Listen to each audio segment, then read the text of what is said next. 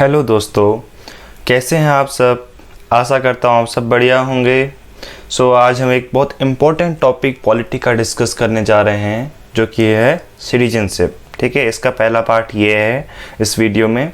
Next video में मैं आपको इसके एक्विजिशन सिटीजनशिप की और लॉस कैसे होता है, जो कि सिटीजनशिप एक्ट में बताया गया 1955, तो वो चीज़ मैं आपको बताऊँगा। अभी मैं यहाँ आपको सिटीजनशिप के बारे में बता रहा हूँ। ठीक है, सबसे पहले what is the meaning of citizen. इससे पहले मैं आपको एक चीज़, बहुत इंपॉर्टेंट चीज़ बताऊंगा कि इंडिया में या किसी भी स्टेट में टू काइंड्स ऑफ पीपल होते हैं, दो प्रकार के लोग होते हैं। ठीक है, वो कौन से होते हैं? ठीक है, सबसे पहला तो मैंने आपको इसमें लिखा ही है सिटीजन, ठीक, जिसके बारे में हम जानना चाह रहे हैं। नेक्स्ट है एलियंस। ठीक है, एलियंस भी दो प्रकार के हैं, एक है फ्रेंडली, ओके, नेक्स्ट है हमारा एनिमी। ओके, सबसे पहले हम जानेंगे सिटीजन्स के बारे में। ये हमारे लीगली रिकॉग्नाइज्ड सब्जेक्ट हैं या नेशनल हैं किसी स्टेट के, या वो नेटिव हो या वो नेचुरलाइज्ड हो किसी और नेशन के हो हमने उनको यहाँ की सिटीजनशिप दे दी किसी कंडीशंस को उन्होंने अगर फुलफिल किया है। वो कंडीशंस आगे आपको मैं बताते जाऊँगा। ठीक है, अब इसमें सबसे इम्पोर्टेंट है कि उनको फुल मेंबरशिप दी गई है। ठीक है, वो सारे सिविल पॉलिटिकल राइट्स उनको मिलते हैं। अभी कुछ राइट्स मैं आपको बताऊंगा भी अगले स्लाइड्स में। ठीक है, और नेक्स्ट जो काइंड है वो है एलियंस। ठीक है, एलियंस वो होते हैं, इसका मतलब ये नहीं कि आउट ऑफ अर्थ के जो लोग हैं, इसका मतलब है कि जो हमारे नेशन के नहीं है। ठीक है, वो हमारे लिए एलियंस हो गए, हमारे सिटीजन्स नहीं हुए। ठीक है, तो पहले जो इसका टाइप है वो है फ्रेंडली। फ्रेंडली से आप समझ रहे हैं जिसके हमारे साथ हमारे अच्छे संबंध हैं, फ्रेंडली रिलेशनशिप है, वार्म एंड फ्रेंडली रिलेशनशिप है, वो हमारे फ्रेंडली एलियंस हो गए। ठीक है, इनको हमने इन फ्रेंडली एलियंस को कुछ अच्छे कुछ ज़्यादा राइट्स दिए हैं इन कंपैरिजन टू एनिमी जो एलियंस हैं। एनिमी एलियंस के साथ हमारा वार होगा। ठीक है, वार होता है, या किसी हमारे अच्छे रिलेशनशिप नहीं होते हैं, जैसे पाकिस्तान के साथ अच्छे रिलेशनशिप नहीं हैं। ठीक है, या किसी और नेशन के साथ नहीं है। ठीक है, कभी चाइना के साथ अच्छे नहीं होते। ठीक है, तो ये चीज़ इसमें आ जाती है। ठीक है, टू काइंड्स ऑफ पीपल मैं आपको बता दिया, सिटीजन के बारे में मैंने आपको बता दिया। अब हम जानते हैं कुछ राइट्स सिटीजन्स की, जो कि सिर्फ सिटीजन्स को दिए गए हैं। ठीक है, पहले तो आपको पता ही होगा कि हमारे नेशन में सिंगल सिटीजनशिप है। ठीक है, सिंगल सिटीजनशिप आपको पता है क्या होता है?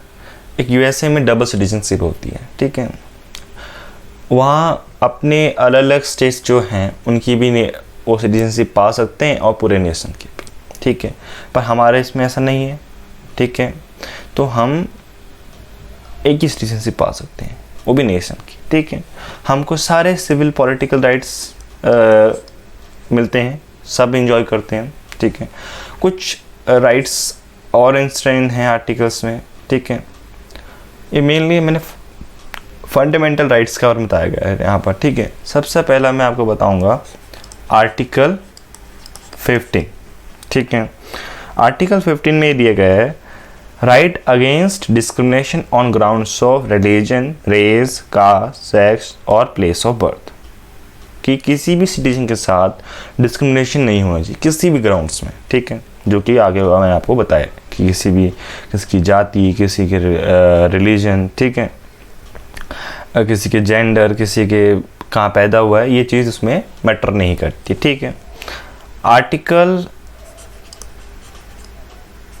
16 नेक्स्ट है। ठीक है, इसमें राइट दिया गया है to equality of opportunity in matters of public employment. Public employment में सारे सिटीजन्स को इक्वल अपॉर्चुनिटी मिलेगी। ठीक है, नेक्स्ट है आर्टिकल 19। ओके, ये तो आप सबको पता होता है। ठीक है, right to freedom of speech and expression, assembly, association, movement, residence and profession. ठीक है, कि कोई भी हमारे देश में जो भी नागरिक हैं, सब नागरिक को आज़ादी है कि वो उनको कुछ भी बोल सकते हैं, पर कुछ लिमिट्स दी गई हैं उस आर्टिकल्स में कि किसी की मानहानि नहीं कर सकते हैं, या ठीक है, झूठ ऐसा नहीं बोल सकते हैं, किसी को नीचा नहीं दिखाना चाहिए, ठीक है। और भी बहुत सारे उसमें हमारे क्लॉज दिए गए हैं, वो आप देख सकते हैं, वो आगे मैं बताऊंगा आगे आने वाले वीडियोस में, ठीक है। फिर इसमें हम कहते हैं कहीं भी बिना आर्म्स के खड़ा हो सकते हैं, असेंबली कर सकते हैं, ठीक है, एसोसिएशन फॉर्म कर सकते हैं, ठीक है, मूवमेंट कर सकते हैं किसी भी नेशन में, ओके, किसी भी स्टेट में मूवमेंट कर सकते हैं, अरुणाचल प्रदेश से लेके तमिलनाडु, राजस्थान, कहीं पर भी, ठीक है। नेक्स्ट है हमारा कि वो कहीं पर भी डिसाइड कर सकते हैं, ओके, किसी भी स्टेट में डिसाइड कर सकते हैं। और नेक्स्ट है हमारा कोई भी प्रोफेशन वो ज्वाइन कर सकते हैं, ठीक है। फिर है नेक्स्ट आर्टिकल 29 एंड 30 जो कि कल्चरल एंड एजुकेशन राइट्स देता है हमको। नेक्स्ट है वोटिंग राइट्स, ठीक है। हमारे नेशन में हर एक नागरिक जो 18 साल से ऊपर है उसको वोटिंग राइट्स हैं, ठीक है। वो इलेक्शन कंटेस्ट भी कर सकता है पार्लियामेंट के to gain the membership of parliament, या किसी भी स्टेट लेजिस्लेचर की अगर वो मेंबरशिप लेना चाहता है तो वो गेन कर सकता है, ठीक है। फिर इसमें हम कुछ पोस्ट हैं वो सिर्फ सिटीजन्स को मिल सकती हैं, जैसे कि प्रेसिडेंट की, वाइस प्रेसिडेंट की, अटॉर्नी जनरल, जो भी पब्लिक ऑफिसेस होते हैं वो सिर्फ सिटीजन्स को मिल सकते हैं, ठीक है। उसमें ये एलिजिबिलिटी फुलफ़िल करनी ही पड़ती है, ठीक है। बट यूएसए में ऐसा है और इंडिया में कुछ कंपैरिजन है कि सिटीजन्स को तो इंडिया में मिलता है, बट हम नेचुरलाइज सिटीजन्स को भी दे देते हैं, वो उस पोस्ट को गेन कर सकता है प्रेसिडेंट की। बट यूएसए में सिर्फ जो वहाँ बॉर्न हुआ है उसी को मिलती है, जो नेटिव है वहाँ का, ठीक है। नेक्स्ट जो इसमें मैं आपको बताना चाहूँगा, इस सारे राइट्स के ऊपर हमारी कुछ ड्यूटीज़ भी बनती हैं, ठीक है, जो कि आपको कमेंट सेक्शन में बताना है, ठीक है। वो आगे आने वाली वीडियोस में आपको समझाऊंगा भी, बट उसमें कौन सा आर्टिकल ये आपको बताना, ठीक है। कुछ जैसे हमको टैक्स पे करना है, एनवायरनमेंट की प्रोटेक्शन करनी है, या हमारा नेशनल फ्लैग नेशनल एंथम की रिस्पेक्ट होना, ठीक है, बहुत सारी चीज़ें हैं। अब हम नेक्स्ट पढ़ते हैं कुछ आर्टिकल्स जो कि इस सिटीजनशिप से रिलेटेड हैं, ठीक है। आर्टिकल 5 से लेके 11 तक का पार्ट 2 ऑफ कॉन्स्टिट्यूशन में ये चीज़ बताई गई है, ठीक है। बट ये क्या कब से बताई गई है? At the commencement of constitution, ठीक है, जब लागू किया गया। बट इसमें एक्विजिशन और लॉ से रिलेटेड कोई भी चीज़ नहीं बताई गई है, ठीक है। कैसे हम सिटीजनशिप गेन करेंगे, कैसे लॉस होगा, ठीक है, वो चीज़ सिटीजनशिप एक्ट में हमने डाली गई है, ठीक है। 1955 के जो सिटीजनशिप एक्ट है उसमें डाला गया है। वो पार्लियामेंट को पूरा हक है कि वो उसमें बदलाव कर सकता है, टाइम टू टाइम बदलाव करेगा, ठीक है। तो पहला आर्टिकल में चलते हैं, आर्टिकल 5, जो कि जिसकी हेडिंग है citizenship at the commencement of constitution, ठीक है। उनको 3 कंडीशन फुलफिल करनी है, वो इंडिया में बॉर्न हुए हो, उनके ईदर ऑफ पेरेंट्स यहाँ बॉर्न हुए हो, या वो 5 साल से यहाँ रह रहे हो before the commencement of constitution, ठीक है। कॉन्स्टिट्यूशन लागू होने से पहले वो यहाँ 5 साल रह रहे हो। Article 6 rights of citizenship of certain persons who have migrated to India from Pakistan, जो पाकिस्तान से इंडिया माइग्रेट किए हैं उन लोगों को कैसे सिटीजनशिप मिलेगी, ठीक है। अब उसमें हमारा पार्टीशन चल रहा था तो कैसे हमको मिलेगी सिटीजनशिप, ठीक है। तो कुछ लोग वहाँ से आए, माइग्रेट हुए, ठीक है, तो उनके पेरेंट्स या ग्रैंड पेरेंट्स, ठीक है, जो कि गवर्नमेंट ऑफ इंडिया एक्ट 1935 के तहत यहाँ बॉर्न हुए हैं, ईदर ऑफ देम, ठीक है, उनके फादर या मदर या ठीक है ग्रैंड पेरेंट में से कोई भी एक यहाँ पैदा हुए हैं तो उनको सिटीजनशिप मिल सकती है, पर 2 कंडीशन उनको फुलफिल करनी है कि वो माइग्रेट हुए हैं यहाँ इंडिया में बिफोर 19 जुलाई 1948, ठीक है। फिर उसके बाद वो ऑर्डिनरी यहाँ के रेसिडेंट हो चुके हैं, ठीक है। उसके बाद से फिर नेक्स्ट कंडीशन है, अगर उसके बाद वो यहाँ माइग्रेट होते हैं 19 जुलाई 1948 के बाद, तो वो उनको यहाँ रजिस्टर्ड होना पड़ेगा as a citizen of India, ठीक है। तो उनको रजिस्टर होने के लिए जब वो एप्लीकेशन देंगे रजिस्ट्रेशन की, उससे 6 महीने पहले वो यहाँ रिसाइड होने चाहिए, फिर एप्लीकेशन दे दे, फिर उनको यहाँ का सिटीजनशिप मिल जाएगी, ठीक है। तो आर्टिकल 7 नेक्स्ट। सो आर्टिकल 7 की हेडिंग है rights of citizenship of certain migrants to Pakistan, जो कि पाकिस्तान को चले गए, माइग्रेंट हो गए, ठीक है। बट इसमें देखो एक चीज़ इम्पोर्टेंट है कि इसी आर्टिकल को एक इसमें जो चीज़ बताई गई है वो ओवरराइड भी करती है, वो मैं आपको बताऊंगा, ठीक है। पहले ये बता दूँ कि जो लोग 1 मार्च 1947 के बाद इंडियन टेरिटरी से पाकिस्तान टेरिटरी में, जो अब पाकिस्तान में आती है, माइग्रेट किया है, वो सिटीजन नहीं होगा, ठीक है।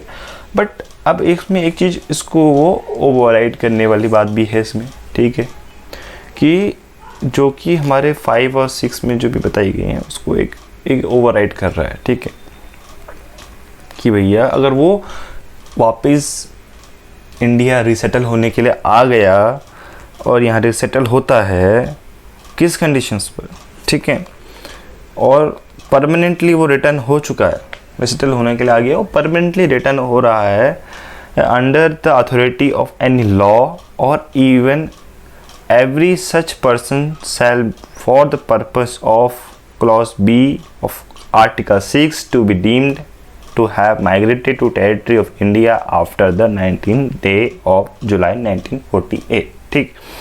जो कि मैंने आपको पहले जो उसमें जो कंडीशन बताई गई है उसके जो भी जो मैंने आपको 2 कंडीशन बताई है उसके तहत, ठीक है।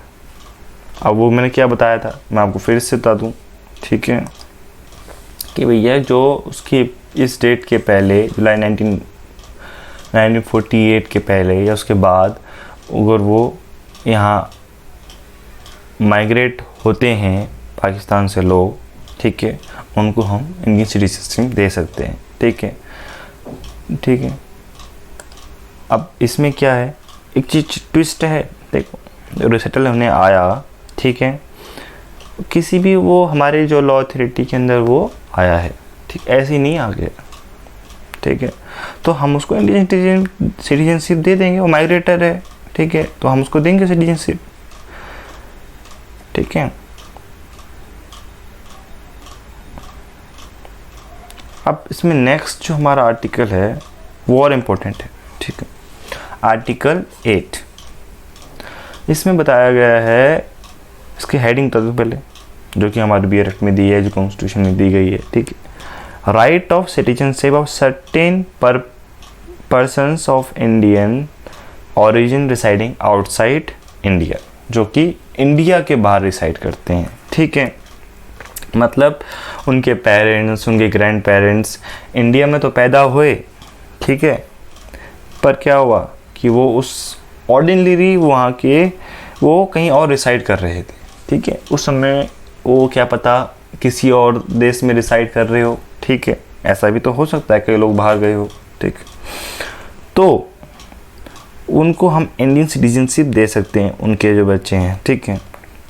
जैसे आगे बताया गया कि किसी के पेरेंट्स यहाँ पैदा हुए हैं और उनके बच्चों को हम सिटीजनशिप दे सकते हैं, पर यहाँ पर क्या है कि वो उस समय वहाँ नहीं थे, ठीक है।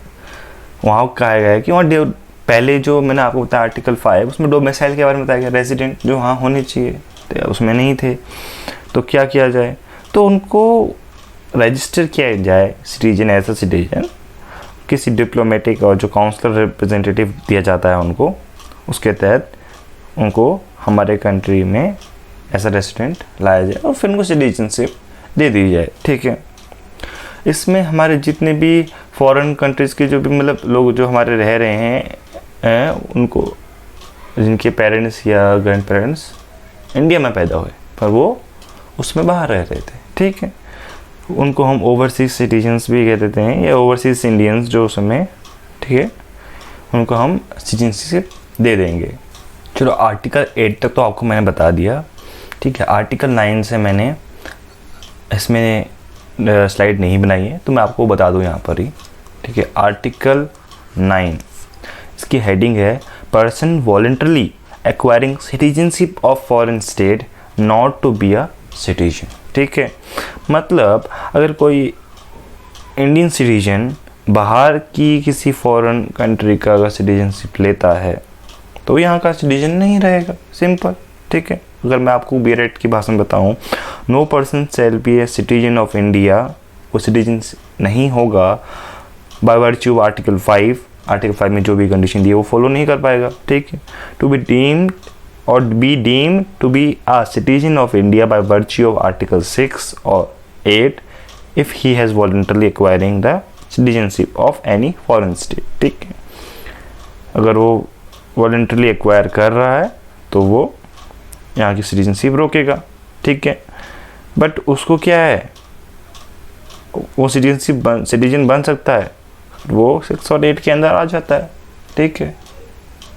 पर नहीं आता है, मतलब अगर वो जैसे उसके पेरेंट्स वो यहाँ पैदा हुए हैं, वो उसमें नहीं थे, उसने बाहर की एक्वायर कर ली सिटीजनशिप, अब वो एक्वायर कर सकता है, ठीक है, वो चीज़ आ सकती है। फिर नेक्स्ट आर्टिकल 10, मतलब मैंने जो आपको बताया था कि सिंगल सिटीजनशिप है, वो चीज़ आपको दिमाग में रखनी है, ठीक है। आर्टिकल 10 क्या है कि जो भी कंडीशन जो मैंने इस पार्ट में बताई हैं, वो कंडीशंस के तहत अगर जो भी हमारा यहाँ का जो लोग हैं उनको सिटीजनशिप मिली है तो वो कंटिन्यू रहेगी, भले पार्लियामेंट कोई भी लॉ बनाए, ठीक है। उसका अगर हेडिंग बताए तो आपको continuance of rights of citizenship की जो राइट्स हैं वो हमको कंटिन्यू रहेंगे, भले पार्लियामेंट कोई लॉ बना दे, ठीक है, कोई और प्रोविजन बनाए। ऐसा तो नहीं होगा अब उसमें हमारे कॉन्स्टिट्यूशन जो भी निर्माता थे उन्होंने ये दिए सिटीजनशिप के जो भी प्रोविजंस, फिर आगे कुछ और बना दे तो आधे लोगों को भगा दो, कहाँ भगाओगे, ऐसा नहीं हो सकता है, क्योंकि उसकी राइट्स हम ऐसे नहीं ले सकते, ठीक है। फिर आर्टिकल 11 है कि parliament to regulate the rights of citizenship by law, ठीक है, कि आगे आने वाले जो भी मतलब कैसे एक्वायर करना है, कैसे लॉस होगा, कैसे जो भी होगा उससे रिलेटेड जो भी उनको लॉज बनाने सिटीजनशिप से वो बना सकती है, पार्लियामेंट को पूरा राइट है, ठीक है। कैसे टर्मिनेट करना है, कैसे एक्विजिशन है, जो भी है वो, और सिटीजनशिप से रिलेटेड जो भी मैटर है वो पूरा अपने हाथ में ले सकते। मैंने आपको अब जितने भी आर्टिकल्स रिलेटेड हैं सिटीजनशिप से बता दिए, ठीक है। अब जो एक्विजिशन है या लॉस है मैं वो आपको नेक्स्ट वीडियो में बताऊंगा, जो कि हमारे सिटीजनशिप एक्ट से रिलेटेड है, ठीक है। Thank you for watching my videos, और अगर आपको कोई भी क्वेश्चन, ठीक है, वो आप कमेंट सेक्शन में बता दो। अगर आपको कोई और किसी भी टॉपिक से रिलेटेड समझ में आ रहा है तो वो भी बिल्कुल इससे वीडियो बनानी है, ठीक है। सी यू सून, थैंक यू।